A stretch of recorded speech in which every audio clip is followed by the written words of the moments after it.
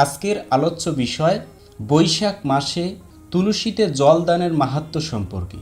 এই বৈশাখ মাসে সূর্যের তাপ যেহেতু অধিক মাত্রায় বৃদ্ধি পায়, তাই বিষ্ণু ভক্তজনকে, কৃষ্ণ ভক্তগণকে যদি জল অর্পণ করা হয় তাহলে শ্রীহরি অতিশয় প্রসন্ন হন।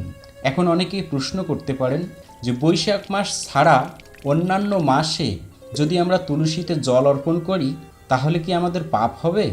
জল অর্পণ করা যাবে কি না? যেহেতু এই পৃথিবীতে জলবায়ুর পরিবর্তন হচ্ছে, তাই অন্যান্য মাসেও যদি সূর্যের তাপমাত্রা অধিক মাত্রায় বৃদ্ধি পায় তাহলে সেই সময় অবশ্যই তুলসীতে জল অর্পণ করা উচিত। তবে যখন সূর্যের তাপ অধিক মাত্রায় বৃদ্ধি থাকবে তখন তুলসীতে জল অর্পণ করা উচিত নয়।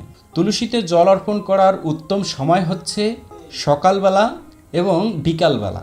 এই সময়ে যদি আপনি তুলসীতে জল অর্পণ করেন তাহলে তুলসীর বৃক্ষ পরিপুষ্ট হবে, আর এতে করে ভগবান বিষ্ণু, ভগবান শ্রীকৃষ্ণ অতিশয় প্রসন্ন হবেন।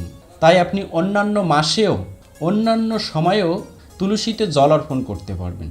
কৃষ্ণ ভক্তগণ যারা দৈনন্দিন ভগবানের সেবা পূজা করে তারা প্রতিদিন মঙ্গল আরতির পর তুলসীতে জল অর্পণ করেন, সেটা হচ্ছে উত্তম সময়।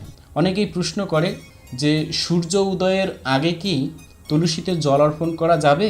হ্যাঁ, আপনি মঙ্গল আরতির পরে তুলসী আরতি করবেন, তুলসী প্রদক্ষিণ করবেন, তুলসী দেবীর সামনে জপ করতে পারেন। ওই সময় আপনি তুলসীতে জল অর্পণ করতে পারেন। তুলসীতে জল কিভাবে দান করতে হয়, কিভাবে অর্পণ করতে হয়, বিশেষ করে এই বৈশাখ মাসে সারাদিন তো আর ওই হাতে জল নিয়ে বসে থাকা সম্ভব নয়, তাই না? তাই কিভাবে এই পুরো বৈশাখ মাস আপনি তুলসীতে জল অর্পণ করবেন, সারা দিন সেই তুলসীতে জল অর্পণ করা হবে, সে সম্পর্কে এই চ্যানেলে আগে থেকে একটি ভিডিও আপলোড করা আছে যে কিভাবে আপনি বৈশাখ মাসে তুলসীতে জল অর্পণ করবেন।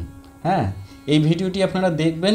তো এখানে আমি দেখিয়েছি যে কিভাবে আপনি পুরো মাস একবার জল দেবেন আর 3-4 ঘন্টা সেই জল পড়তেই থাকবে। ঠিক আছে? তো ওটা যদি আপনি এভাবে করে নেন তাহলে দীর্ঘ সময় আপনি তুলসীতে জল অর্পণ করতে পারছেন।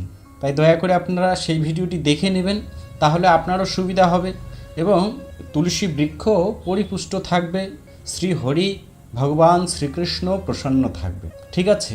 তো চলুন দেখা যাক যে শাস্ত্রে এই তুলসীতে জল অর্পণ সম্পর্কে কি বলা হয়েছে। সৌর বৈশাখ মাসে যেহেতু